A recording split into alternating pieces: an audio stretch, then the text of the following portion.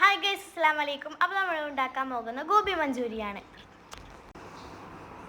Cauliflower ഇട്ട് അതിലേക്ക് കുറച്ച് ഉപ്പിട്ട് ചൂടുവെള്ളം ഒഴിച്ച് സോക്കാക്കി വെക്കാം.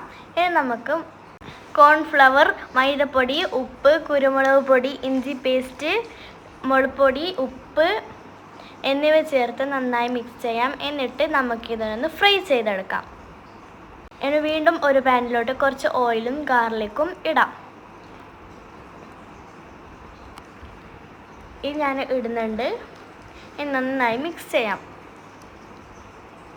ഇനി കുറച്ച് സോൾട്ടും മുളക് പൊടിയും പിന്നെ ടൊമാറ്റോ സോസും ചില്ലി സോസും ഇട്ട് നന്നായി മിക്സ് ചെയ്യാം. ഇനി കുറച്ച് കുരുമുളക് പൊടി പിന്നെ കുറച്ച് കോൺഫ്ലവറും വാട്ടറും മിക്സ് ചെയ്ത് ഇതാക്കാം. ഇനി നമുക്കിതിലോട്ട് കോളിഫ്ലവർ ഇടാം. ഇനി നമുക്ക് പ്ലേറ്റിൽ സെർവ് ചെയ്ത് കഴിക്കാം. ഓക്കെ, നല്ല ടേസ്റ്റ് ഉണ്ടായിരുന്നു.